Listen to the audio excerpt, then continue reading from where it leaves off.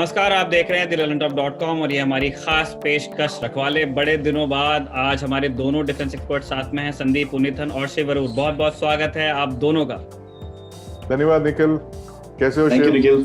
बढ़िया बढ़िया। कैसे हो संदीप? बात देख रहा हूँ मैं शिव को इधर। हाँ, बहुत दिन बाद देख रहे हैं। हमको शिव के लिए बड़ा खराब लगा, वो बेचारे एरो इंडिया नहीं जा पाए। और लेकिन हमको फिर पता चला कि नहीं, शिव के पास एक खुशखबरी है, नई जिम्मेदारियों पे शिव रखवाले आपको कंग्रेचुलेट करता है। और कोई बात नहीं, एक एरो इंडिया रह गया, अगले चक्कर तो जाना ही है। बिल्कुल बिल्कुल, तीनों जाएंगे हम। एनीवेज, आज हमारी दो लीड स्टोरीज हैं और उन दो के अलावा हम कुछ कर ही नहीं सकते थे। बजट में डिफेंस एलोकेशन हम डिस्कस करना चाहते हैं, और दूसरी स्टोरी ऑब्वियसली एरो इंडिया, जहां पे संदीप खुद होकर के आए हैं। तो हम उनसे पूछेंगे कि वहां उन्होंने क्या क्या देखा, कौन से प्रोग्राम्स में उनको दिलचस्पी हुई, कौन से प्रोग्राम्स उन्हें कुछ ज्यादा एम्बिशियस लगे और कहाँ पे असली उम्मीद है। पहले हम बजट पे चलना चाहते हैं। शिव, संदीप, आप दोनों ने देखा, मैं आप दोनों के मैं ट्विटर फीड भी मैं उस दिन सभी लोगों का हम चेक कर रहे थे। हम सब इस बात पे बड़े निराश हुए कि वित्त मंत्री निर्मला सीतारमण ने डिफेंस एलोकेशन बताया ही नहीं, वो पूरी तरह से स्किप करके निकल गई। इस बात को जानते हुए कि हम ये बात समझते हैं कि सरकार के पास एलोकेशन बढ़ाने के लिए शायद उतना एल्बो रूम नहीं था, बावजूद इसके कितना अनप्रेसिडेंटेड था संदीप ये कि इतना बड़ा चंक आपके बजट का, मतलब टैक्सेस जो आप इंटरेस्ट देते हो विदेशों को लोन पे, उसके बाद सबसे ज्यादा पैसा डिफेंस में ही जाता है। तो दूसरे नंबर का आपका जो एक्सपेंडिचर है, आपने उसको बजट में मेंशन नहीं किया। ये कितना अनप्रेसिडेंटेड था, कितना सरप्राइज हुए आप लोग इसको देख के? निखिल, मुझे काफी सरप्राइज हुआ क्योंकि ये इस बजट को लेके बहुत ज्यादा दिलचस्पी थी पहले बजट्स के तुलना में, क्योंकि अब जैसे हम बात कर रहे थे पिछले एपिसोड में, ये एक क्लियर एंड प्रेजेंट डेंजर था और हमारे सामने नॉर्दर्न फ्रंटियर्स पे, इसीलिए हम बहुत ज्यादा फोकस आंखों में तेल लगा के बैठे थे इस बजट अनाउंसमेंट को देखे। तो काफी निराश हुए हम जब वो पहली बार मेंशन नहीं किया था उनके बजट स्पीच में, और तभी शक हो गया लोगों को कि शायद उतनी बढ़ोतरी नहीं हुई है डिफेंस बजट में। और एक तरह से सही भी था ये, क्योंकि ये सबसे शायद पिछले सालों से के तुलना में सबसे छोटी इंक्रीज है, बजटरी इंक्रीज ओवरऑल। लेकिन जो सरकार ने किया है वो, जैसे आप जानते हो, कैपिटल एक्सपेंडिचर उन्होंने बढ़ा दिया ऑलमोस्ट 19%, और वो एक बहुत बड़ी बात है, क्योंकि जो पिछले साल इमरजेंसी परचेजेस के लिए उन्होंने जो खर्च किए थे, वो उसको ऑलमोस्ट उन्होंने फॉर्मलाइज कर दिया इस बजट में। तो एक तरह से कैपिटल बजट को ज्यादा उन्होंने फोकस दिया, ना कि रेवेन्यू या पेंशन के लिए। तो ये क्लियर फोकस है अब सरकार के लिए कि आगे चल के उनको कैपिटल और एक्विजिशंस में ज्यादा फोकस रहेगी। अच्छा, संदीप, हम शिव के पास जाने वाले हैं इस पूरे बजट की मैसेजिंग को लेकर के, लेकिन उससे पहले मैं चाहता हूं आप हमारे व्यूअर्स के लिए ये जरूर बता दें कि 4 कंपोनेंट्स होते हैं डिफेंस एलोकेशन के। जो रक्षा बजट हमारे यूनियन बजट का हिस्सा होता है, क्या प्लीज आप इन शॉर्ट बता सकते हैं कि वो 4 कंपोनेंट्स कहाँ कहाँ जाते हैं? जैसे पेंशन्स लोगों को समझ में आता है, और डिफेंस सिविल उनको समझ में आता है, सॉरी कैपिटल आउटले समझ में आता है। मैं चाहता हूं कि डिफेंस सिविल और डिफेंस सर्विसेज रेवेन्यू, आप इन 2 कंपोनेंट्स के अंदर ये पैसा कहाँ जाता है, दर्शक थोड़ा सा समझे, क्योंकि पेंशन्स और कैपिटल आउटले तो वो पकड़ लेते हैं, ये 2 उनको पता नहीं कि एग्जैक्टली क्या करता है रेवेन्यू और डिफेंस सिविल। रेवेन्यू जो निकल है, सबसे लार्जेस्ट कंपोनेंट जो है रेवेन्यू बजट है, जिससे मतलब it is for the running of the armed forces. जो day to day running cost है, fuel, ammunition, construction of various projects वगैरह, वो सब रेवेन्यू बजट में आते हैं। और salaries, that's a major, salaries, pensions, all of these are very major components. So हमारे बजट, जैसे आप जानते हैं, more than 60% of the budget is in the revenue cost alone. और ये क्योंकि हमारी आर्म फोर्सेस ज्यादा मैन पावर इंटेंसिव है, इट्स मोर देन 14 लाख से भी ज्यादा हमारी पर्सनल है, तो उनकी सैलरीज, और जो रिटायर हो गए 30 लाख से भी ज्यादा हमारे पेंशनर्स है, उनको पेंशन्स पे करना, ये तो बहुत ज्यादा कंपोनेंट हमारा फोकस इस पे ही चले जाता है रेवेन्यू साइड में। कैपिटल जो पहली बार उन्होंने इतने इंक्रीज कर दिया है, that is a slightly smaller component, 1 lakh से भी ज्यादा। सो पेंशन और कैपिटल एक्सपेंडिचर को अगर आप देखोगे पिछले सालों में, almost there was a race between the two of them. Revenue will always be the biggest chunk, लेकिन ये कैपिटल और पेंशन में almost there was a race, और पिछले साल जैसे आप जानते there was a spike, slight spike in the pension budget. The pension had grown faster than the defense budget. It had exceeded the capital budget. So इस बार वो हुआ नहीं है. They could bring it under control. And MOD civil? MOD civil is basically all the other thing for defense civilians. Then you have DRDO comes over there. Then all the other ये खर्चा जो है, it's not a very major component. It's about I think 10% of the larger budget. 4.7 lakh crore है defence budget, और majority इसकी जो chunk है वो आर्म फोर्सेस की बजट में चले जाता है. More than 3 lakh crore is the thing. So it is like 1:3 almost. बाकी सारे जो ऑर्डिनेंस फैक्ट्री, DRDO वगैरह, that comes under the other side of the budget. Sandeep, correct me if I am wrong, पिछले बार का जो पेंशन स्पाइक है वो हमें बताया गया था कि वो पेंशन्स के अरियर पे करने की वजह से वैसा हो गया था. Right. Yeah, that is the official statement, Nikhil. लेकिन I want to caveat by whatever I'm saying. I will wait for the revised estimates to come. कि तब आपको पता लगेगा कि has there been any suppression of the pension bill this time? क्योंकि I'm not fully convinced about the fact कि it was only because of that. कि हो सकता है कि आपने कुछ ऐसे components ऐसे forward कर दिया हो कि March 31st के बाद वो पे आउट करेंगे आप. ऐसा भी हो सकता है. You know, compensate for the capital spike. Shiv, अब हम आपके पास आना चाहते हैं. मैं इस बजट के मैसेजिंग पे बात करना चाहता हूं आपसे, और फिर उसके बाद हम एकदम डिटेल्स में चारों कंपोनेंट डिस्कस कर लेंगे. आपने वित्त मंत्री का भाषण भी सुना, उसके बाद हम सब ने ऑब्वियसली जो मिनिस्ट्री को ग्रांट्स मिले हैं उन वहां भी देखा ये कहाँ पे कितना पैसा गया है. ये बजट क्या कहने की कोशिश करता है, इसका जो डिफेंस एलोकेशन वाला हिस्सा है, एक ऐसे समय में जब हम चारों तरफ से घिर रहे हैं, ऑलमोस्ट नॉर्दर्न बॉर्डर्स पे तो पूरा ही हम लगभग बिजी चल रहे हैं, एकदम एनिमी एट द गेट वाली सिचुएशन है. तो वैसे में आपको इस बजट में क्या मैसेज दिखता है? जो पॉलिटिकल एस्टैब्लिशमेंट है वो किस तरह की विल दिखाने की कोशिश कर रहा है?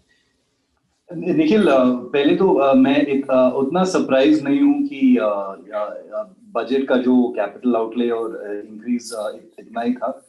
काफी नॉमिनल था ओवरऑल अगर आप देखोगे, लेकिन जैसे संदीप ने बताया, अगर आप कैपिटल आउटले को देखोगे तो ठीक है, डिसेंट अमाउंट ऑफ इंक्रीज है given in the current constraints और इकोनॉमिक सिचुएशन.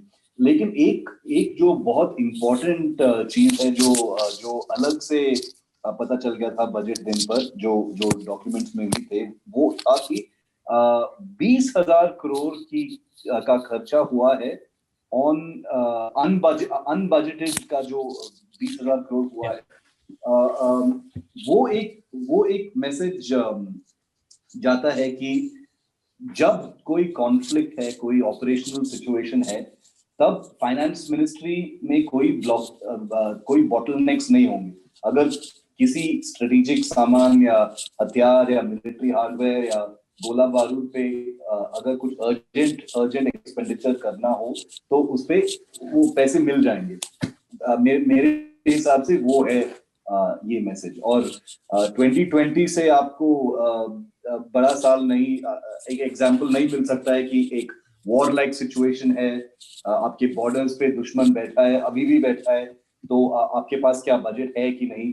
हमने एक पिछले एपिसोड में भी एक आपको याद रहेगा निखिल, हमने एक बात किया था कि प्लानिंग के वजह से हमको इतने इमरजेंसी परचेसेस करना पड़ रहा है, और ये एक सिग्नल जाता है कि हमारा प्लानिंग इतना अच्छा नहीं है कि जब ऑपरेशनल सिचुएशन इमर्ज होता है तभी हम भाग के ये सारा हथियार जो है हम का कॉन्ट्रैक्ट साइन करते हैं.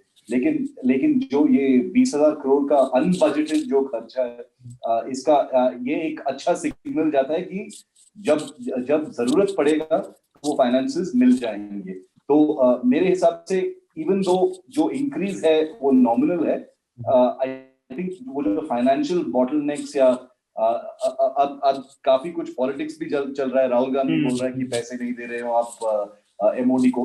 मेरे हिसाब से वो सिर्फ पॉलिटिक्स है. आई थिंक फाइनेंस मिनिस्ट्री और मिनिस्ट्री ऑफ डिफेंस बिल्कुल इन सिंक है. इट्स नॉट अबाउट गवर्नमेंट्स और पार्टीज, बट आई थिंक कि इस सरकार को समझ में इसके विजन और समझ में है कि they cannot scrimp on expenditure in defense. नहीं, ये तो जैसे मैं समझ रहा हूँ, और हम बिल्कुल उस बात को अग्री करते हैं, मतलब एक्नॉलेज करते हैं कि जब इमरजेंसी में तो आप बिल्कुल, आप पैसे की कोई कमी नहीं करते हो, आप बॉटलनेक्स भी हटाते हो, ब्यूरोक्रेसी भी आपको उतना तंग नहीं करती है, जो फौजियों की पुरानी शिकायत है कि ये बाबू सुनते नहीं है।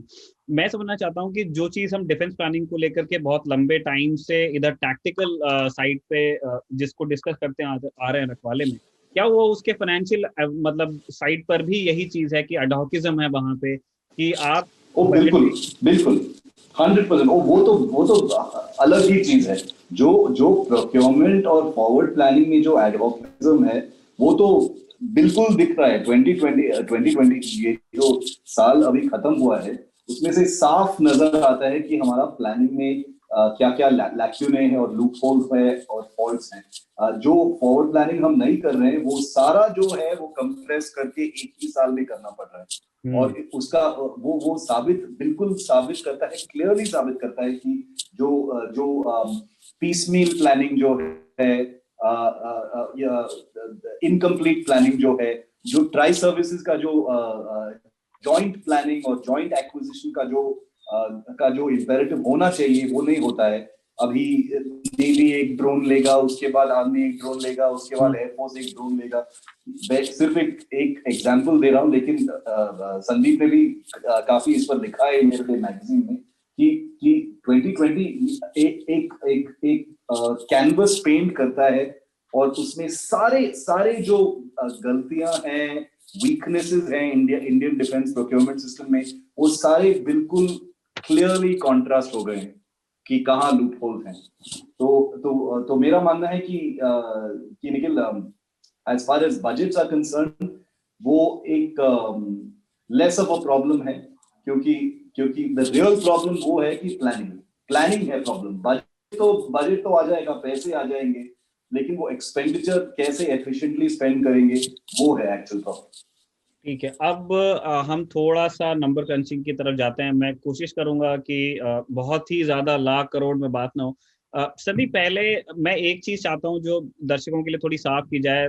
बहुत सारे लोगों ने बहुत सारा परसेंटेज ऑफ जीडीपी वाला एक बहस चलती है कि आपको इतना परसेंट लगाना चाहिए, 3% को स्टैंडर्ड माना जाता है, उससे नीचे आप कहते हो कि उसमें काम होता नहीं है। अब कुछ डाटा है कि अभी हम बिल्कुल 2% के आसपास कहीं घूम रहे हैं, और इतिहास बताता है कि राजीव गांधी के टाइम पे 4.25% था, उसके बाद फिर वो घटा ही है। मैं ये परसेंटेज वाली बहस को चाहता हूं कि आप थोड़ा एक कॉन्टेक्स्ट दें। क्या ये इसका कोई सेंस बनता है, या इस तरह से बात करने से कोई फर्क पड़ता है कि आप किस परसेंटेज में जीडीपी खर्च करते हो, या फिर एब्सोल्यूट नंबर्स ज्यादा मैटर करते हैं? एक्चुअली निखिल, दो चीजें हैं इसकी। One is that quality of the spend, वो उस पर ज्यादा हमें ध्यान देना चाहिए। जैसे शिव कह रहे थे कि more than just the spend, it is like where you are spending the money, आपकी क्या प्रायोरिटीज है। जैसे आप हम पिछले एपिसोड, हमारी जो डिफेंस पेंशन स्पेंड है, वो पाकिस्तान की एंटायर मिलिट्री बजट की दुगना अमाउंट है। तो that is the difference that you are talking about. तो अगर आपने इतने पैसे खर्च करने के बावजूद आप एक कन्वेंशनल सुपीरियरिटी नहीं पा सके हो, तो then there is something wrong with your planning. I think that is the major focus that should be. और जो स्ट्रक्चर्स आपने किए हैं, and that is actually my other big worry also, that how कि आप 2020 में बहुत सालों बाद, 70 साल के बाद आपने एक रिफॉर्म प्रोसेस की शुरुआत की है, चीफ ऑफ डिफेंस स्टाफ को अपॉइंट किया है, जॉइंटमैनशिप की बात करने लगे हो, और उसी बीच में एक मिलिट्री क्राइसिस शुरू हो गई है। और ये एक कंटिन्यूइंग क्राइसिस है, और हो सकता है इसके दबाव से आपने जो रिफॉर्म शुरू कर दिए, बहुत सारे ऐसे फील्ड कमांडर्स बोल देंगे देखिए आप रिफॉर्म करने की ये हम नहीं कर सकते हैं because we are in the middle of a crisis.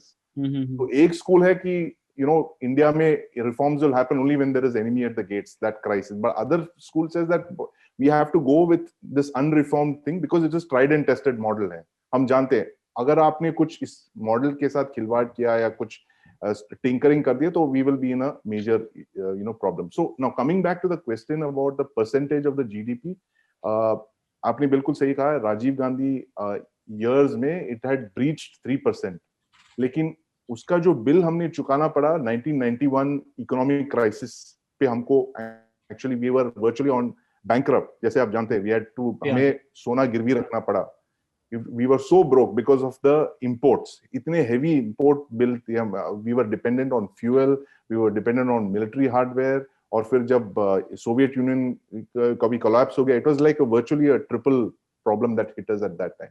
So I think more than just the percentage of the GDP, just increasing, throwing money at the problem, I think we should focus on the quality of the money that you're spending. कि आप क्या structures आपने खड़े कर दिए हैं. जैसे the classic case I'm telling you is this, the story of Shiv ने भी mention किया है, drones. तीनों सर्विसेज अलग अलग जाके ड्रोन्स खरीद रहे हैं सेम मैन्युफैक्चरर से अलग अलग प्राइसेस पे, और ये तीन ड्रोन्स जो हैं एक दूसरे से आपस में बात नहीं कर रहे हैं. So this is a one major lacuna in our whole system that we have not, we are actually, you have three arm forces, army, navy और एयरफोर्स, जो तीन इंडिपेंडेंट वॉर फाइटिंग की बात कर रहे हैं. आर्मी अलग वॉर फाइट कर रही है, नेवी अलग वॉर फाइट कर रही है, और एयरफोर्स अलग वॉर फाइट कर रही है. और when you are thinking in these unitary terms, आप siloized thinking की जब बात कर रहे हो, then आपकी requirements की तो फिर then there is no end to your requirements. Then you will say that even 10 budgets, 15 budgets will not meet your requirements. तो ये joint planning की बहुत सख्त जरूरत है. वो जो इस साल जो शुरुआत करने जा रहे हैं सरकार, this I know the chief of defense staff had given India Today an interview where he said कि इस साल वो joint planning पहली बार वो करने वाले हैं, where they will actually question a lot of procurements and all that. So my larger point again is the same, Nikhil. ये जो हम spend कर रहे हैं, it is an enormous amount. We have to actually get a rational expenditure. आप home ministry को क्यों बाहर रखते हो इससे? That is also part of security. There should be an audit of our entire national security spend. You should include everything in that. Nuclear weapons को include कर दीजिए, nuclear submarine को include कर दीजिए, home ministry expenditure, defense ministry expenditure, and then you put a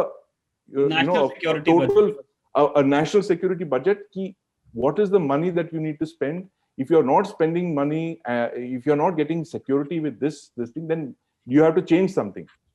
You have to completely radically change structures. You have to either pull the army out of JNK. ऐसे कुछ out of the box thinking की सख्त जरूरत है, because now it is a crisis, और आपकी economy भी काफी crisis में है.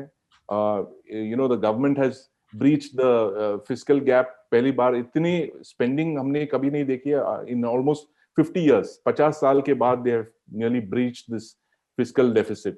इतने high, it's almost 10%, touching 10%. So there is a problem, and the defense budget शायद काफी pressure में आ सकता है in the coming years. So ये reform करने की सख्त जरूरत है. It has to happen and happen very quickly. Sandeep, मैं उस सोच पर बात करना चाहता हूँ. जैसे पिछले बजट से इस बजट को जब आप एब्सोल्यूट नंबर्स में देखते हो, तब आपको ऐसा लगता है कि आप ही के हवाले से हमने ये देखा था कि पेंशन्स को कुछ कम से कम उस चीज को एड्रेस किया जा रहा है कि आपका पेंशन बिल बहुत ज्यादा है, और उस चीज को भी एड्रेस किया जा रहा है कि आपका कैपिटल एक्सपेंडिचर कम है. तो ऐसा लगता है कि वहां से एक चंग निकाल के आपने यहाँ पे लगाया है. क्या इसे इस तरह से देखना ठीक होगा, या फिर अभी ये जल्दबाजी हो जाएगी कुछ कहने के लिए? I think Nikhil, जैसे कहा है कि I will wait for the revised estimates to come before forming a picture. क्योंकि एक there is a belief that शायद कुछ expenditure उन्होंने suppress किया हो, और कुछ महीने बाद उसको they will actually spend. So when the revised estimates come, when finally we get to know where the spending has gone, where that money has gone, जैसे कि हमें इस budget document से पता लगा कि that additional spend that Shiv mentioned, 20,000 crore emergency purchases, वो हमें इस बजट पेपर से ही मिला. तो हो सकता है ये पेंशन स्पेंड कैसे कम हो गया, that we have not figured out yet.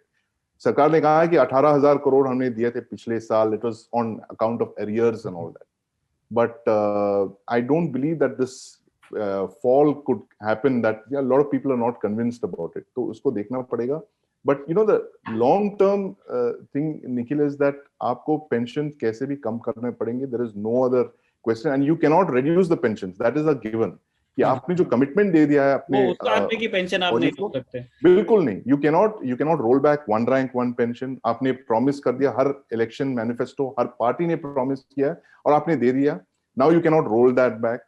आप पेंशन्स नहीं स्लैश कर सकते हो. देन और जैसे एक दूसरा एक प्रपोजल है सीडीएस के द्वारा उन्होंने मूव किया है कि ये 2 साल आप एक्सटेंशन करो, सबकी रिटायरमेंट एज आप बढ़ा दीजिए सोल्जर्स और ऑफिसर्स की, ताकि आपको शॉर्ट टर्म में पेमेंट नहीं करना पड़ेगा. You can get your capital budget, but then long term में you will still have to pay that lump sum. So that is the problem, and it's a very very tough situation, Nikhil, that वो सरकार जो है, क्योंकि right now उन्होंने एक box type का बना दिया कि defence expenditure will not. That is the big message coming out of this budget, if you ask me, कि the defence budget will not increase spectacularly, at least ये शॉर्ट टर्म में. It will only go up by 1%, which is virtually nothing. It's actually a fall. अगर आप देखोगे inflation 4% 5% जो inflation आप adjust करोगे, तो it's actually a slight decline in the defence budget. तो it is then imperative for ये reform process आप शुरू करके कैसे भी आप पैसे बचाओ, आप अपने सारे जो वेस्टफुल एक्सपेंडिचर उसको कम कर दो. All the things that were held up last couple of years, जो भी आपको प्राइवेट एंटरप्राइज को लाना जो था, GOCO models, government operated civil owned models, उस तरह के लैंड को बेचने की प्लानिंग करो या लीज करने की प्लानिंग करो. मैं ये नहीं कर रहा हूं कि हम बिल्कुल चाइना और पाकिस्तान के मॉडल्स अपनाएं जहां पे फौजी जाके ये सब कॉर्पोरेशंस शुरू करते हैं, लेकिन you have to find some other way of doing it, like जैसे कि मोनेटाइजिंग लैंड बैंक्स वगैरह. They have to find out this thing. Defence ministry has to move that thing, क्योंकि ये आगे चल के it is going to become a very big problem. And ऐसा नहीं कि हमें पता नहीं था कि ये आने वाला था, सबको पता था कि बिल्कुल ऐसे ही प्रॉब्लम आने वाला है. If your arm forces increase, जैसे 13 लाख 14 लाख से भी ज्यादा है, और हमने रेडिकल कटबैक्स की कोई बात नहीं की आज तक. जैसे चाइना ने फॉर इंस्टेंस, उन्होंने they are now just about 2 million, 20 lakh से भी कुछ ज्यादा नंबर है उनके, ऑलमोस्ट 50% उन्होंने रिड्यूस कर दिया है. And actually, if you look at it, Indian Army is the world's largest standing army. अगर आप People's Liberation Ground Forces component को हटा के अगर देखोगे, तो Indian Army और North Korean Army are virtually neck and neck. तो आप इतनी बड़ी फौज को आपको पेंशन्स देने पड़ेंगे, सैलरीज पे करने पड़ेंगे, all of these expenditures will increase. So you have to get a radical cutback in at least, और ये मुझे पता है क्योंकि the top government official said कि we need to cut the army by 303 lakh soldiers की cutback हमें करनी पड़ेगी. लेकिन given this national security crisis that you have, कौन करेगा ये? वो सबसे बड़ी बात है. Who will bell the cat, जैसे कहते हैं. आप एसेट मोनेटाइजेशन की बात कर रहे थे, मुझे वित्त मंत्री की वो बात याद आई जब उन्होंने कहा कि हमारे पास बहुत सारे मिनिस्ट्रीज हैं जिनके पास बहुत सारी लैंड है और वहां पे एसेट मोनेटाइजेशन हो, और तुरंत लोग थर ट्वीट आ गए कि ये एमओडी के बारे में खाली करो, दिल्ली कैंट, साउथ बॉम्बे, कोलाबा. मैंने कहा मतलब, और वो सुनने में मतलब बिल्कुल वो दोनों चीजें कनेक्ट करती हैं, क्योंकि सबसे ज्यादा लैंड और किस मिनिस्ट्री के पास में है? रेलवेज है और डिफेंस है. और रेलवे के पास में वैसे प्लॉट्स, मतलब उनके पास स्टेशन के पास है, लेकिन ऐसे मतलब पूरे के पूरे टाउनशिप्स आपको अगर बसाने तो फिर एमओडी ही है जो ऐसा रेक्टेंगुलर आपको एक चंक दे सकता है. एनीवेज, अब हम जा रहे हैं शिव के पास. शिव, हम capital outlay on defence services पे 1,35,061 करोड़, ये कम पैसा तो बिल्कुल नहीं है. मतलब अब इसी को हम देखना चाहते हैं कैसे. एक बहुत पुरानी शिकायत है ये तीनों सर्विसेज की, और इसी को कहा जाता है कि जब डिफेंस सीडीएस रैशनलाइजेशन की बात करते हैं तो उनके बातों में उन चीजों को ढूंढा जाता है कि क्या डिस्प्रपोर्शनेट एलोकेशंस हमारे देश में होते हैं, क्योंकि नंबर 1 एयरफोर्स है, हम सब जानते हैं, उसको फॉलो करती है आर्मी, और आर्मी की बहुत छोटी सर्विस है नेवी, लेकिन वो ऑलमोस्ट आर्मी के बराबर उनको शेयर मिलता है. क्या आप इस तरह के बजट के जो बंटवारा है हमारा कैपिटल आउटले का, क्या आपको ये तर्क संगत लगता है? इसमें किसी बदलाव की जरूरत है? और इस 1,35,061 करोड़ के आंकड़े पर मैं टिप्पणी चाहता हूँ कि कितना काफी या नाकाफी है हमारी जरूरतों के लिए?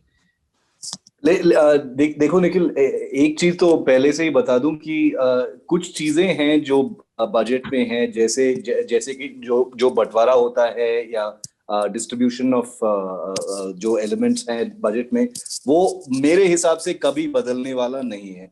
जो एंट्रेंच्ड जो सिस्टम्स हैं already between army, navy and air force, आप जो भी बोलो कि नेवी का जो हथियारे हैं और सामान है वो काफी महंगे हैं, लीड टाइम ज्यादा है, एयरफोर्स के भी महंगे हैं, मच मोर देन आर्मी. लेकिन जो बंटवारा है वो एक बिल्कुल अलग ही चीज है. कैपिटल बजट आई थिंक एक प्रैग्मेटिक रियलिटी हमको फेस करना चाहिए। जैसे संदीप ने बिल्कुल बिल्कुल ठीक बताया कि जो इंक्रीज होगा ईयर ऑन ईयर, अगर हम देखेंगे, हमको बिल्कुल एक्सपेक्ट नहीं करना चाहिए कि कुछ स्पेक्टेकुलरली इंक्रीज होने वाला है।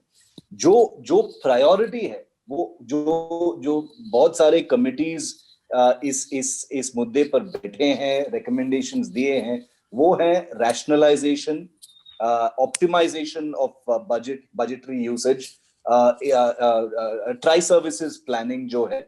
सिर्फ वो सॉल्यूशंस है निखिल, क्योंकि हम बहुत एपिसोड्स पर हम बात कर सकते हैं कि किसको क्या मिला है, किसको ज्यादा मिला है, किसको कम मिला है, लेकिन एक एक एक एक रियलिटी है, वो है कि हमारे पास लिमिटेड पैसे हैं, लिमिटेड रिसोर्सेज हैं। काफी काफी बड़ा चेंजेस हम कभी एक्सपेक्ट नहीं कर सकते हैं, क्योंकि बहुत सालों से हमारे जो जो चैलेंजेस हैं और प्रॉब्लम्स हैं वो एक ही हैं। 2020 में ये एक रियलिटी है कि काफी बदल गया है और चाइना हमारे थ्रेशोल्ड पर बैठे हैं। लेकिन अगर आप budgetary allocations, capital outlay, distribution of assets, वो सब जो है, in my at least in my view Nikhil, वो डिस्कस करना वो काफी फ्यूटाइल है, क्योंकि आपके पास सिर्फ वो लिमिटेड रिसोर्सेज है, और जो जो पुल्स एंड प्रेशर्स जो हैं सर्विसेज के बीच में, वो कहीं नहीं जाएंगे।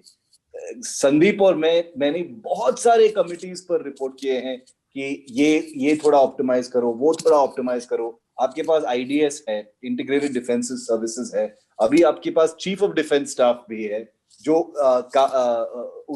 उनके ऑफिस के तरफ से काफी रिकमेंडेशंस आए हैं कि कैसे रैशनलाइज करें ताकि बजट का जो इस्तेमाल है वो ऑप्टिमल इस्तेमाल हो।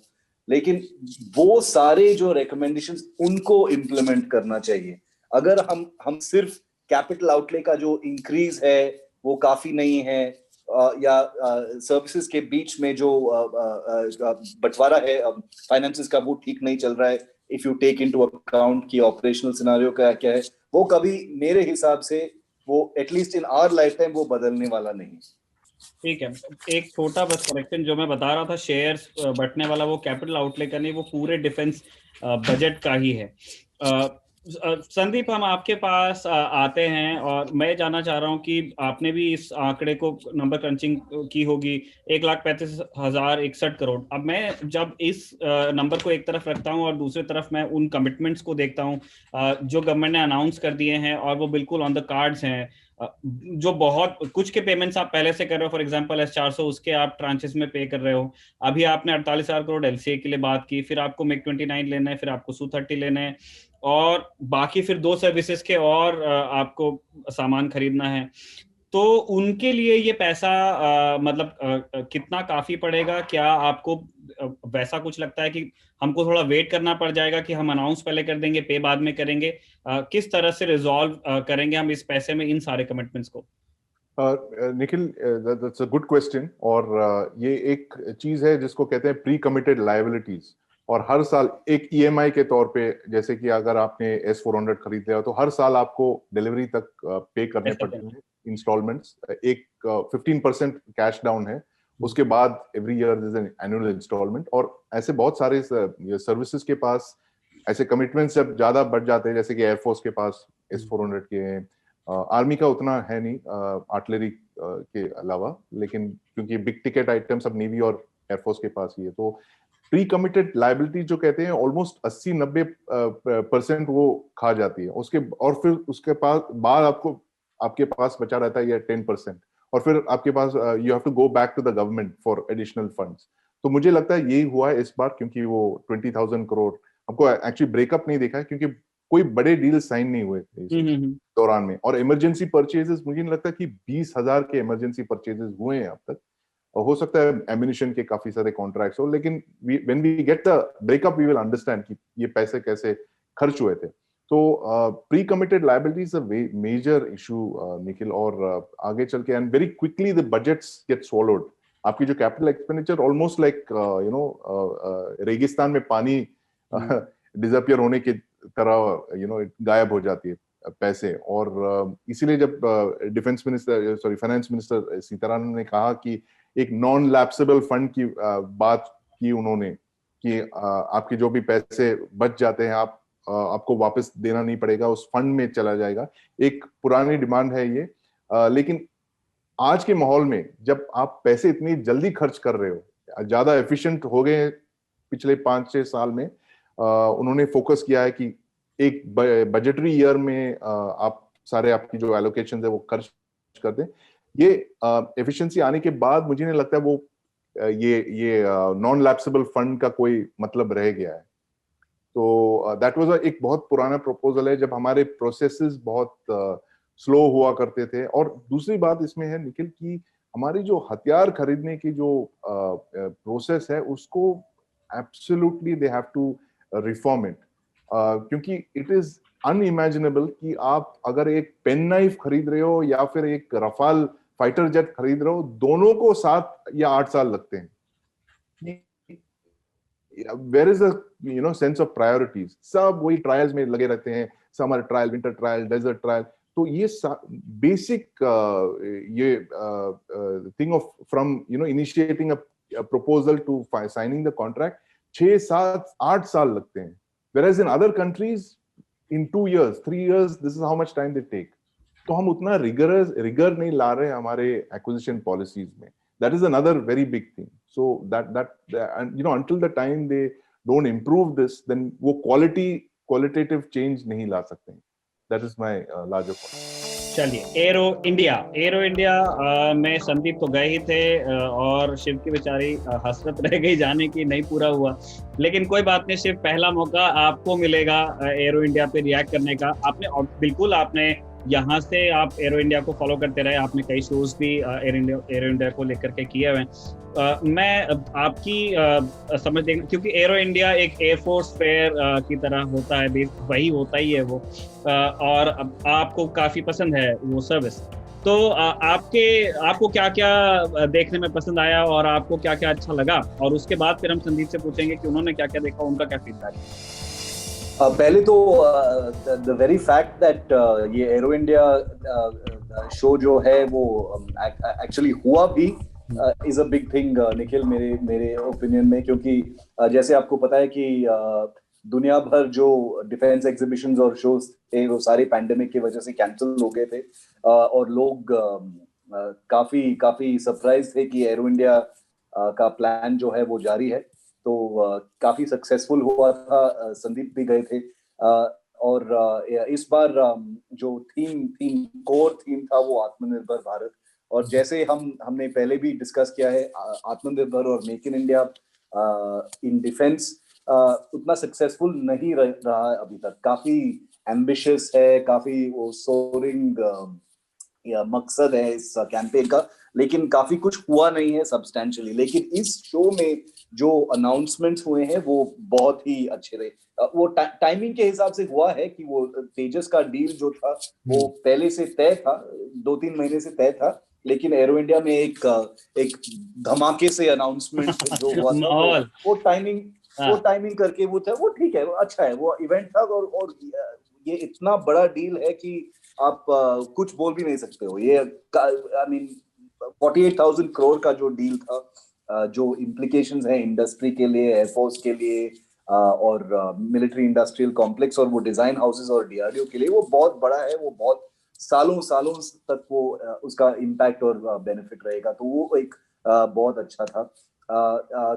काफी कुछ इंपॉर्टेंट कॉन्ट्रैक्ट्स हैं निखिल जो कुछ ही महीने में साइन होंगे, जैसे कि वो टाटा एयरबस का जो C295 deal, made in India deal, वो काफी जल्दी साइन होगा। मेरे सुनने में आ रहा है कि वो बहुत जल्दी साइन होगा। लाइट कॉम्बैट हेलीकॉप्टर का जो डील है वो भी साइन होगा। लाइट यूटिलिटी हेलीकॉप्टर का इनिशियल ऑपरेशनल क्लियरेंस जो है वो भी हो रहा है। तो काफी जो सब्सटैंशियल जो इंडियन प्लेटफॉर्म्स हैं उनका काफी अच्छे माइलस्टोन्स आ गए हैं इन द लास्ट 2 मंथ्स, और वो दिखने को मिले एरो इंडिया में। लेकिन निखिल, मेरे ओपिनियन में जो बहुत ही इंपॉर्टेंट प्रोग्राम्स हैं जो अनवेल हुए थे एरो इंडिया में, वो था एक ड्रोन का फैमिली।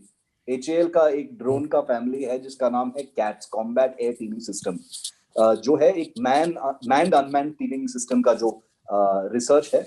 ये एक पब्लिक प्राइवेट पार्टनरशिप है HAL और कुछ प्राइवेट स्टार्टअप्स है बेंगलुरु और हैदराबाद में जो ये डेवलप कर रहे हैं, और ये बिल्कुल फ्यूचरिस्टिक है। इंडियन एयरफोर्स को आप काफी क्रिटिसाइज कर सकते हो कि they have missed the bus, कुछ टेक्नोलॉजीज में they have missed the bus, उनके पास ड्रोन टेक्नोलॉजी में काफी एडवांसमेंट नहीं है, लेकिन इस प्रोग्राम के तहत वो काफी लीपफ्रॉग करेंगे टेक्नोलॉजीज में। और अगर आप लॉयल विंगमैन ड्रोन जिसका नाम था वॉरियर, उसके फोटोज वायरल हो गए हैं सोशल मीडिया पर, और कुछ ड्रोन जो थे शेल के जो शो के पहले किसी को पता है कि ये क्या था, वो सब सामने आ गया है। तो अगर आप इफ योर क्वेश्चन इज कि क्या मोस्ट इम्पोर्टेंट चीज था एरो इंडिया में, मैं बताऊंगा कि जो HAL के ड्रोन्स है, क्योंकि वो बहुत ही फ्यूचरिस्टिक हैं, वो इनोवेटिव हैं, और ये पब्लिक प्राइवेट पार्टनरशिप के अंदर बन रहे हैं। कि तो ये ऐसा नहीं है कि सिर्फ DRDO बना रहा है, वो एक ऑब्सक्योर लेबोरेटरी में बन रहा है, ये एक यंगस्टर्स बना रहे हैं Nikhil, in small startups in Bengaluru, cutting edge technology, well funded, venture capitalist funded, और वो गवर्नमेंट के साथ ये पूरा कस्टमर का फीडबैक लेके ये आर्टिफिशियल इंटेलिजेंस और बिग डेटा ऐसे सारे जो एलिमेंट्स हैं वो सब लगा के ये टेक्नोलॉजीज बना रहे। तो मैं काफी इंस्पायर्ड हूँ वो सब देख के, और अच्छा लगता है कि ये जो कटिंग एज टेक्नोलॉजीज वो भी आएंगे और ये इंपोर्ट नहीं होंगे, हम ही बनाएंगे। ठीक है संदीप, हमने मैन सिस्टम्स जो जिन पे डेवलपमेंट में जो हैं और जो हमारी एयरफोर्स के पास है उसके बारे में तो रखवाले, अब सारे रखवाले उनके ही बारे में होते हैं। ये अनमैन्ड सिस्टम्स को हम थोड़ा कम डिस्कस करते हैं, और अब क्योंकि मैं बाद में पूछने वाला था लेकिन शिव ने कैट्स पूछ लिया, मैं बिल्कुल उस ऑप्टिमिज्म में मैं मानता हूं कि इस दिशा में सोचा जाना चाहिए। लेकिन आपकी क्या राय है कैट्स को लेके, मतलब हम उस प्रोग्राम में कहाँ पे हैं? एरो इंडिया में जो दावे किए गए, जो मॉडल्स दिखाए गए उस और जो बताया गया उससे हम कितने दूर हैं, और इसकी अभी वस्तु स्थिति क्या है? ये प्रोग्राम एग्जैक्टली अभी कहाँ पे है? क्योंकि जो हम जानते हैं कि अभी इसको तो जो वेस्टर्न जो आपके कटिंग एज टेक्नोलॉजी के लिए जो जाने माने देश होते हैं वो उन्होंने भी मास्टर नहीं किया है वो, लेकिन उनके कम से कम टेस्ट फ्लाइट्स तो हो ही रही हैं। भारत में इस प्रोग्राम की क्या स्थिति है, और इसको हम कहाँ पे इस्तेमाल करने के बारे में सोच रहे हैं? क्योंकि एयरफोर्स मैन्ड सिस्टम्स को लेके काफी उनका काफी फोकस उस तरफ है। क्योंकि बिल्कुल, तो निखिल इसके दो पॉइंट्स है। एक तो अगर आप where we are compare to the rest of the world, हम तो एटलीस्ट 6-7 साल पीछे हैं। क्योंकि अगर आपने देखा होगा 2016 में यूनाइटेड स्टेट्स ने टेस्ट किया था, एक F-18 ने ड्रॉप किया था ये बहुत सारे इसी तरह के जो अनमैन्ड ड्रोन्स है, एक स्वॉर्म लॉन्च किया था उन्होंने। तो तब से उनकी फोकस है इस एरिया पे। हमने अभी शुरुआत की है, जैसे शिव ने कहा कि ऑलमोस्ट एक ऐसा लग रहा था कि हमें we miss the bus on this, लेकिन अब ये जो लास्ट ईयर की जो नोगोर्नो कराबाख में जो हुआ, लोगों को मतलब it is almost an I opening. जैसे आपको याद होगा 1991, ठीक 30 साल पहले गल्फ स्टॉर्म जब युद्ध हुआ था, तब लोगों को ध्यान में आया कि अच्छा ये ऐसा है कि next generation of warfare is already here. तो स्मार्ट बॉम्ब्स और क्रूज मिसाइल्स वगैरह, तो that is a quantum shift that we saw last year. और इसकी वजह से काफी इंटरेस्ट आ गए। आर्म फोर्सेस अभी बैक कर रहे हैं, air force is at the forefront of it, बहुत सारे टेक्नोलॉजी स्टार्टअप्स भी हैं बैंगलोर में। मुझे लगता है ये अब it is still at a conceptual stage. 2 या 3 साल और लगेंगे इसको actually to get the prototypes running.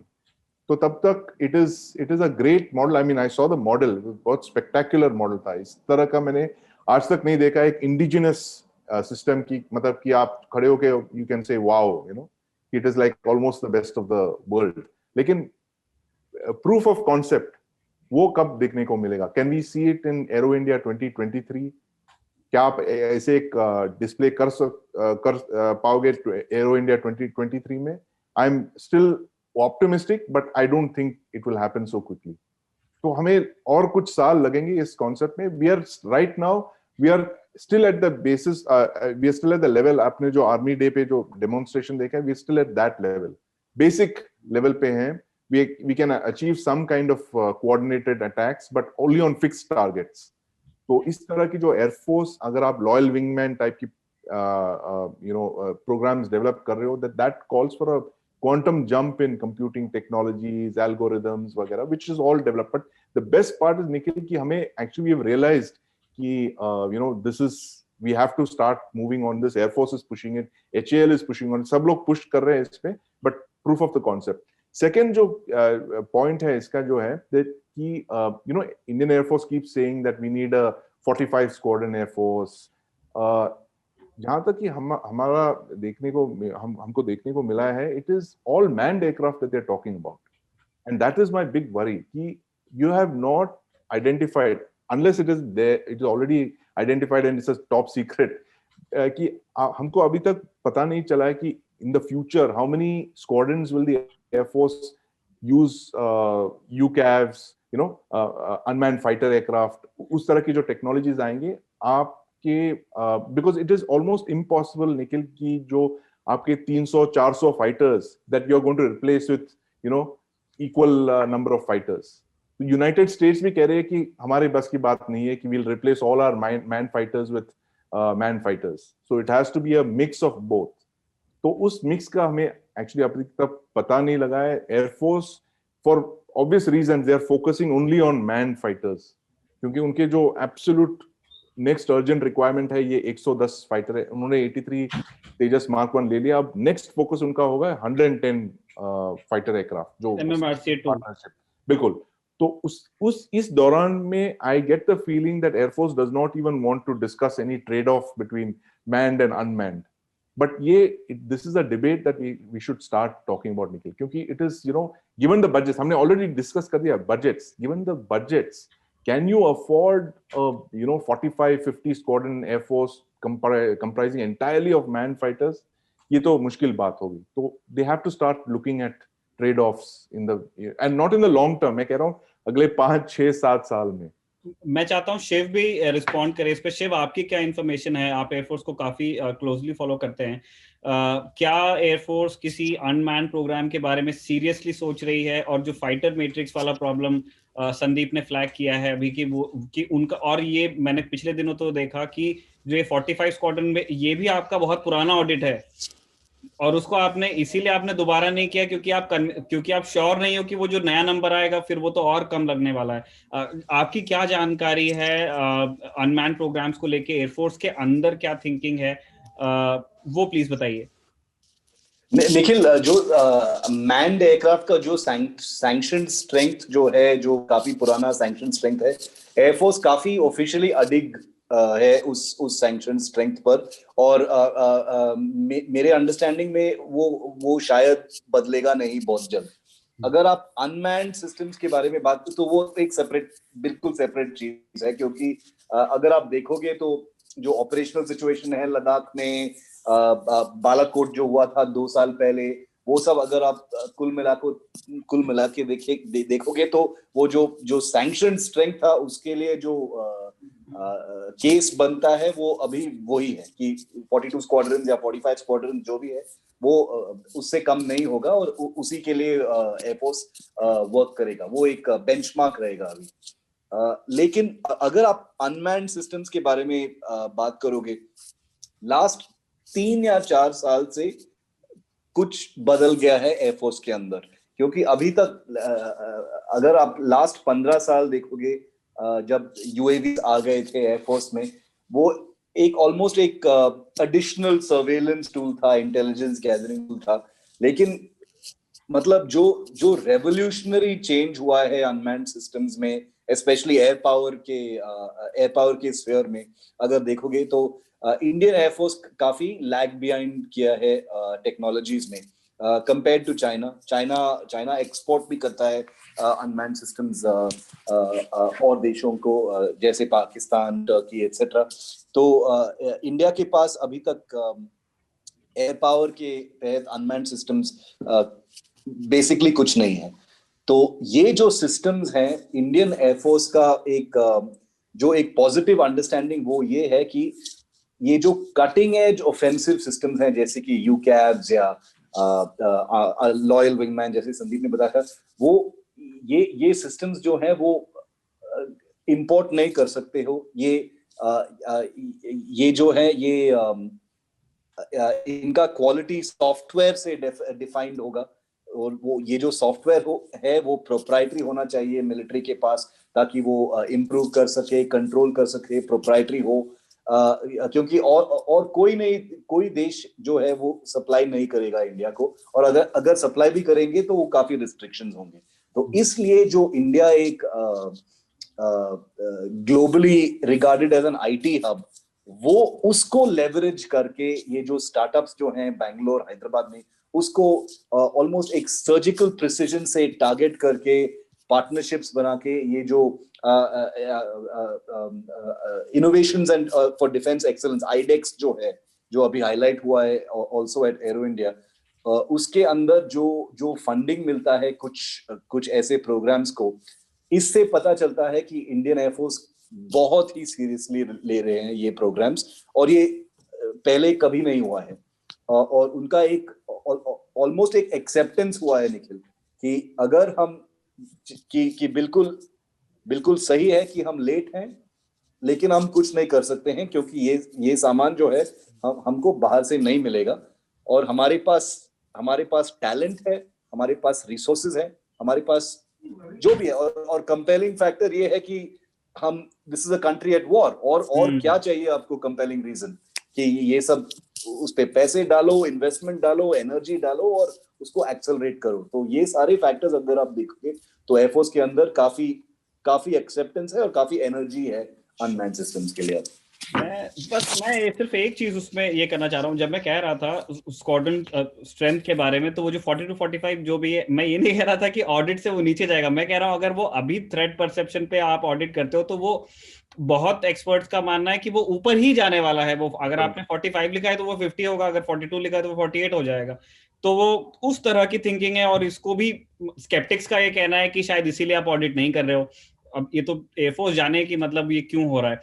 Sandeep, हम बहुत लंबा शो हो गया है, हम क्विकली चाहते हैं कि आप एरो इंडिया के कुछ और प्लेटफॉर्म्स के बारे में बात करें, स्पेशली LCA Mark II, क्योंकि हम सबसे पहले उसी को एक्सपेक्ट कर रहे हैं। लोग बता रहे हैं कि शायद 2 या 3 साल बाद एरो इंडिया में शायद उसकी एक आध फ्लाइट भी करा के दिखाई जाएगी। तो इन प्रोग्राम्स की क्या वस्तु स्थिति है? आपको एरो इंडिया में आप कई लोगों से मिले होंगे, HAL में, DRDO, ARD में, आपकी क्या बात हुई है एक्सपर्ट से? निखिल, मैंने आज तक इतने लेवल ऑफ कॉन्फिडेंस नहीं देखा है आडा में, जो एरोनॉटिकल अथॉरिटी, डेवलपमेंट अथॉरिटी है, DRDO एजेंसी जो एयरक्राफ्ट डिजाइन करती है। इतना कॉन्फिडेंस से वो बता रहे थे कि अगले 15 साल के अंदर हम पूरी तरह फाइटर एयरक्राफ्ट में आत्मनिर्भर बन जाएंगे। एक दावा है, लेकिन एक बहुत ही एक बोल्ड स्टेटमेंट है, स्टेटमेंट ऑफ इंटेंट, कि ये हेवी फाइटर को छोड़ के बाकी सारे कैटेगरीज में हम ऑलमोस्ट सेल्फ सफिशिएंट हो जाएंगे। और ये जो 3 एयरक्राफ्ट है उसके पिलर्स हैं, एक तो है तेजस Mark II, जिसकी मेटल कटिंग ऑलरेडी शुरू हो गई है, और उम्मीद है कि अगले साल वो प्रोटोटाइप पूरी तरह रोल आउट कर देंगे। और हो सकता है कि एरो इंडिया 2023 में हमको इसका फ्लाइट देखने को मिले विद द न्यू 414 इंजन। और उसके बाद जो है TED-BF, जो नेवल फाइटर एयरक्राफ्ट प्रोग्राम है, twin engine deck based fighter, वो है। और फिर तीसरा प्रोग्राम जो है, तीसरा पिलर जो इसका है AMCA है, 5th generation fighter aircraft, advance medium combat aircraft. तो ये 3 जो प्रोग्राम्स शायद किसी देश ने इतने छोटे टाइम स्पैन में निकाला है, मैंने आज तक नहीं सुना है। इतने सारे कॉन्फिडेंस से वो बता रहे हैं। I'm totally, optimistic about this. Obviously, I will wait for the prototypes to come out before I, formally comment. But it's a statement of confidence, निकली इनकी जो तेजस प्लेटफॉर्म, जैसे हम एक पिछले एपिसोड में डिस्कस कर रहे थे, कितने कॉन्फिडेंस आ गए हैं वो पूरे इसमें आडा में और हमारे एयरक्राफ्ट डिजाइनर्स में। क्योंकि वो आडा के चीफ मुझे बता रहे थे कि they are looking out for 700 aeronautical engineers, 700 more aeronautical engineers hire करने की बात कर रहे हैं। तो आप सोच लीजिए, एकदम एरोनॉटिकल इंजीनियर, एयरक्राफ्ट डिजाइनर्स, ये सब कटिंग एज प्रोफेशंस है। और वो बिकॉज ऑफ द पैंडेमिक बहुत सारे लोग देर अनएम्प्लॉयड, जो जिनको बाहर जाना था नौकरियां करने के लिए, वो अब यहीं पे बैठे हैं। तो it's actually big opportunity for them to hire aeronautical engineers, aircraft designers. So they're looking at a very large quantity. तो एक डिफेंस एविएशन इकोसिस्टम जो बनाने की बात कर रहे हैं, फाइनली हमको दिखने को मिल रहा है, जो हमें एक्चुअली बहुत पहले करना चाहिए था। जो मारुत की जो एग्जांपल दिए जा रहे हैं, in fact I specifically asked the ADA chief about this. उन्होंने कहा मारुत जैसे हुआ हमारे साथ, वो हम कभी होने नहीं देंगे। And this is the statement of intent कि we will pursue these aircraft designs. और बड़े कॉन्फिडेंटली वो बता रहे थे कि एवरी 2 years, कि हमें लगा कि it's almost going to be like a bunching, but they saying that these are 3 separate programs and they will come out within 2 years of each other. And the most challenging, of course, Nikhil, is what twin engine deck based fighter hai. AMCA bhi hai. It is there are some key technologies that have to be mastered in that. I don't believe we are close to getting it yet. लेकिन prototype तो वो fly कर देंगे, लेकिन can you actually get all the technologies in the the Mark II technologies, can you get it very quickly on your own? वो तो challenge होगा ही। But these 3 programs, Nikhil, वो essentially हमारी डिफेंस एविएशन को ड्राइव करेगी। सुखोई 30 रिप्लेसमेंट छोड़ के बाकी सारे एयरक्राफ्ट जो हमारी इन्वेंट्री में है, जैसे जागुआर हो, मिराज 2000 हो या मिग 29 हो, we can easily replace with these 3 variants. तो that is the biggest takeaway for me, Nikhil. और दूसरा जो very quickly मैं बताऊंगा कि जो मुझे देखने को मिला, पहली बार मैं काफी सारे एरो इंडियाज अटेंड कर चुका, ऑलमोस्ट 9 आई थिंक 9 और 10। पहली बार हमने इतनी एक थ्रस्ट देखा है आत्मनिर्भरता पे, सेल्फ सफिशिएंसी। जो पहले दैट एक तरह से एक डाउट हुआ करती थी कि लाइट कॉम्बैट हेलीकॉप्टर है, पर हाँ ऑर्डर करना है, नहीं करना है, ये डिले हो गया, हमें कुछ और देखना है। Now there is a absolute focus on indigenous platforms, whether it is the light combat helicopter हो या HTT-40 उन्होंने ऑर्डर कर दिया हो, या फिर this light utility helicopter, Nikhil, and that is a very very big project. मैं बोलने वाला था कि रोटर्स पे भी एक बार बता दीजिए, सारे फिक्स विंग बात चल रही है। बिल्कुल। So this is the test of Atmanirbhar Bharat, I think, will be on this light utility helicopter, because हमारा requirement is huge. जैसे चीता और Chetak replacements, these are in hundreds of machines, almost 300-400 machines are there in service. उनको सब replace करना है। Then there is a possibility of exports, there is a possibility of civilian market के लिए भी आप push कर रहे हो। और ये एक टेस्ट केस है, क्योंकि आपने in a short span of 5 years आपने उसको डेवलप कर दिया है। ऑलरेडी लास्ट ईयर उन्होंने सियाचिन में भेज दिया ट्रायल्स के लिए, it was landing at base camp, फिर I think it's gone Daulat Beg Oldi पे भी चला गया ये। सो इट इज अमेजिंग कि एक 5 years के अंदर ही आपने एक मशीन को इतनी जल्दी डेवलप कर दिया। And that is again the test of your indigenous capability, कि अगर आप ऑर्डर्स देके you create confidence in your indigenous industry, then they will give you products much quickly. मैं ये नहीं कह रहा हूँ कि they are perfect and it's absolutely the best this thing. There are lots of complaints, बहुत सारी शिकायतें हैं HAL को लेके, whether it's work culture and all of that. But the fact is that they're finally they seem to be delivering, और एक तरह से एक thrust आ गया है उनमें। कोई मुझे वहां पे बता रहा था कि आप इतना तेजस कह रहे हो, HAL is so for तेजस। आप सिर्फ ये पता कर दीजिए कि when did Tejas start appearing on HAL calendars? जो हर साल जो HAL बांटती थी कैलेंडर्स, वो कह रहे कि 2015 तक Tejas never came on any HAL calendars, क्योंकि उनका मानना था कि ये हमारा प्रोजेक्ट नहीं, ये तो आडा की प्रोजेक्ट है, हमें क्या लेना है इससे। एयरफोर्स कहती है हमारी प्रोजेक्ट नहीं है, तो आडा कर रही है, तो तो बच्चा किसका है? झगड़े में ये रह गया।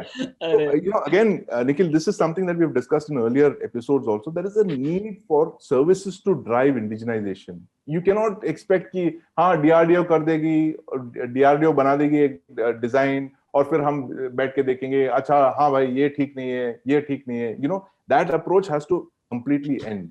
It has to be service driven. कि अगर एक सिंपल एग्जांपल, जैसे मैं I always use this thing, assault rifle का, it's the very basic thing. It's a 70-year-old technology, 70-80-year-old technology. आज चल के 70 साल बाद आप बनाने लगे हो assault rifle. ये आपको बहुत पहले करना चाहिए था. You should have got your own industry developed.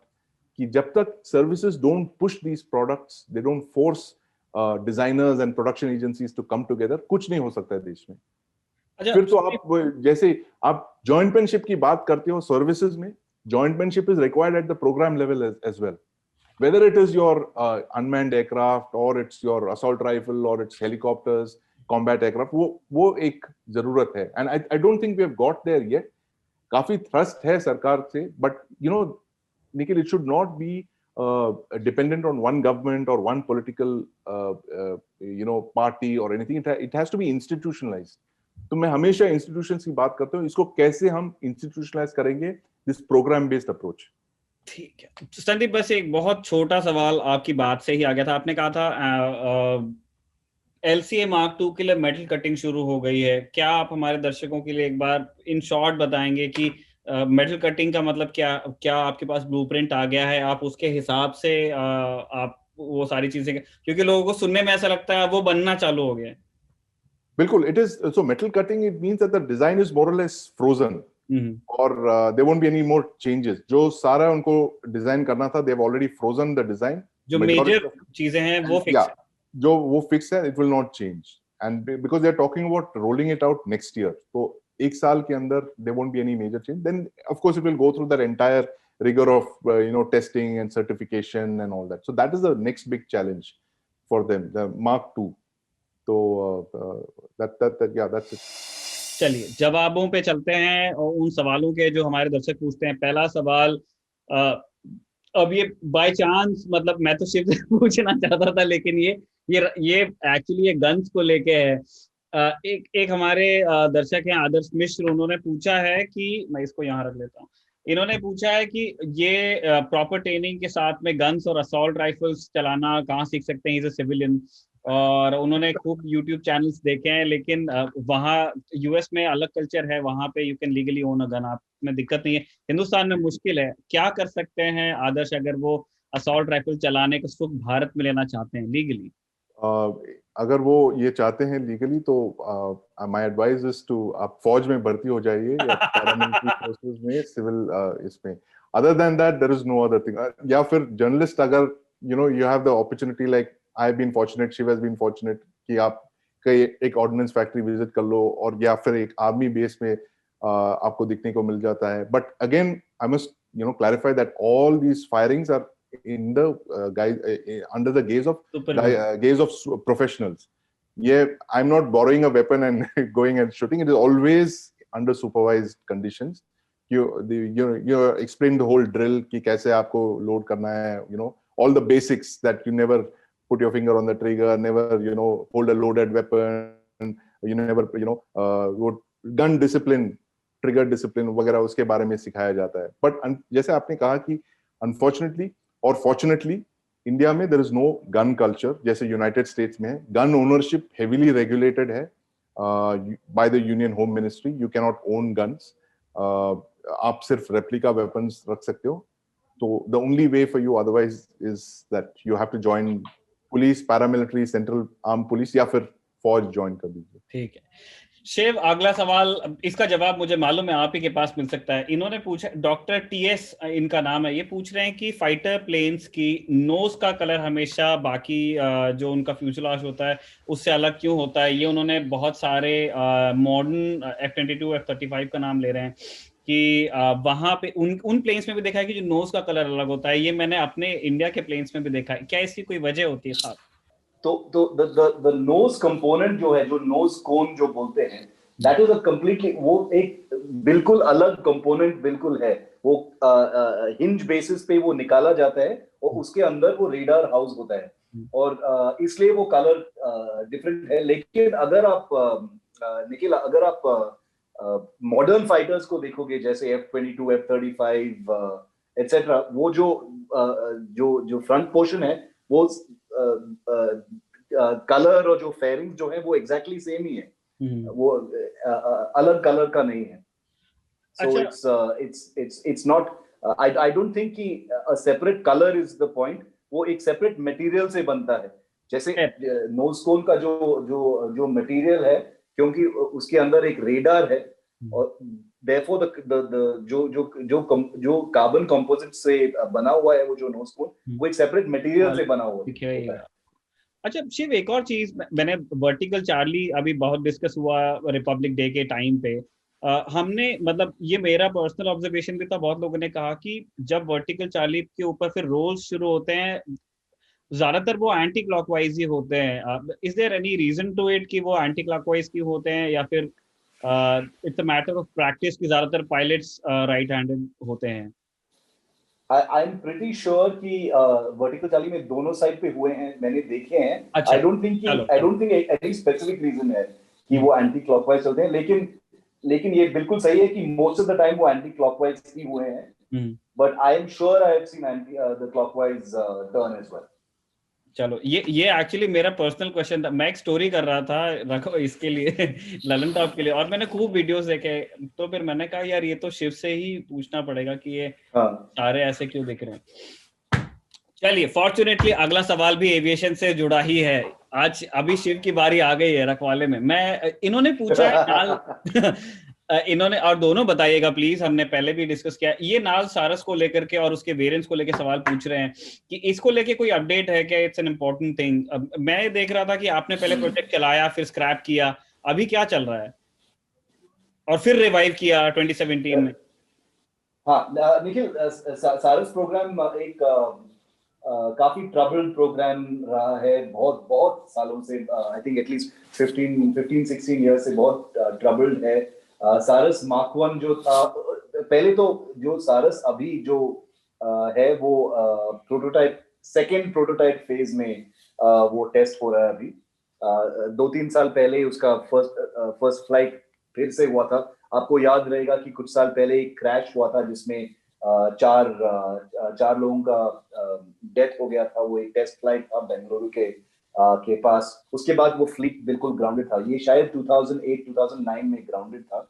उसके बाद पहले बार फ्लाइट हुआ है सिर्फ 2 साल पहले, और काफी कुछ मॉडिफिकेशंस थे वो सारस मार्क 1 में। लेकिन अभी जो एरो इंडिया में एक मॉडल दिखने को मिला निखिल, सारस मार्क 2, जो जिसका कॉन्फ़िगरेशन बिल्कुल ही अलग है। जैसे सारस मार्क 1 में एक का इंजन कॉन्फ़िगरेशन वो पुशर प्रोपेलर का कॉन्फ़िगरेशन था, जिसमें प्रोपेलर्स पीछे तरफ पॉइंटेड हैं। ये जो सारस मार्क 2 का जो प्रपोजल है, और ये सिर्फ एक प्रपोजल है कि अगर वो क्लियर हो जाएगा फिर वो डेवलप और प्रोटोटाइपिंग हो जाएगा। उसमें वो काफी कन्वेंशनल है, जैसे एक छोटा रीजनल ट्रांसपोर्ट एयरक्राफ्ट का डिजाइन है, और फ्रंट फेसिंग प्रोपेलर जैसे यूजुअल एयरक्राफ्ट में है, उसका प्रपोजल है। तो अभी वो स्टेटस वही है निखिल कि सारस मार्क 1 जो है काफी मॉडिफिकेशंस के साथ वो फ्लाइट टेस्ट में है। देखना पड़ेगा कि कौन लेगा, क्योंकि काफी दिक्कतें हैं, काफी कंसर्न्स हैं सेफ्टी के ऊपर, और वो जो बैकवर्ड फेसिंग प्रोपेलर्स को लेकर काफी कंसर्न्स हैं, सेफ्टी को लेकर, पर्सनल के सेफ्टी को लेकर, कि अगर आप मिलिट्री में यूज करोगे तो पीछे वाला रैंप से कैसे उतरेंगे, क्या आप पैराट्रूपिंग नहीं कर पाएंगे क्योंकि ये बैकवर्ड फेसिंग प्रोपेलर्स हैं। वो सारे कंसर्न्स अभी भी हैं। तो देखना पड़ेगा कि ये इसका इस्तेमाल कैसे होगा, लेकिन अभी तक वो सिर्फ फ्लाइट टेस्ट में। चलिए, आखिरी सवाल संदीप के लिए, और ये भी मेरा एक निजी सवाल है। वित्त मंत्री निर्मला सीतारमण ने एक बात अपने बजट में ऐसी कही थी जिसको कहीं भी आप एमओडी से जोड़ सकते हैं। उन्होंने 100 नए सैनिक स्कूल्स की बात की है, और बड़ी इंटरेस्टिंगली उन्होंने ये नहीं कहा कि एमओडी से ये स्कूल्स बनाने को कहा जाएगा। उन्होंने ये कहा कि अभी सैनिक स्कूल्स जैसे हम जानते हैं एमओडी बनाता है, वही उन्हीं का पूरी तरह से मैनेजमेंट होता है। ये कह रहे हैं कि ये एनजीओ के साथ में मिलकर बनाना चाहते हैं 100 नए स्कूल्स। संदीप, ये आइडिया के लेवल पे कैसी चीज लग रही है? क्योंकि अभी जो सैनिक स्कूल है वो बिल्कुल दूसरा जानवर है, बाहरी दुनिया से बहुत अलग वहाँ का माहौल होता है, एक सिंगल फोकस होता है कि हमको एनडीए के लिए कैडेट्स तैयार करने हैं और फिर वो एग्जाम भी दिलवाते हैं कंपल्सरीली। आप कैसे देखते हैं इस निर्णय को, और ये एनजीओ वाली बात को लेके मतलब कितनी अश्योरिंग रीअश्योरिंग है ये? Nikhil, I think it's a admission that the government doesn't have money to spend on schools. Given the state of the budget, so that's exactly what that GOCO model जो कहते हैं ना, government owned civil operated model पे उन्होंने शुरू कर दिया. It's a good thing. I mean, सैनिक schools are very required. खास करके if you're talking about declining armed forces not being a career opportunity, तो ऐसे सैनिक स्कूल जैसे feeders होते हैं for NDA and armed forces. तो that was the whole concept behind establishing them many years back. 50-60 साल से वो चल रहे हैं. But like for instance, मैं किसी लद्दाखी से बात कर रहा था actually after union territory बनने के बाद. He said, yeah, Ladakh is such a great, such a big territory. बहुत सारे लोग उत्सुक हैं आर्म फोर्सेस ज्वाइन करने के लिए, लेकिन यहाँ पर कोई सैनिक स्कूल नहीं है. तो उनकी एक डिमांड है कि यहाँ पे एक सैनिक स्कूल आप प्लीज लेके आइए. in areas like this where there are unemployment is a major issue, सैनिक schools can really make the difference. Border areas में खास करके. So it's a very welcome step, Nikhil. I think it should do it.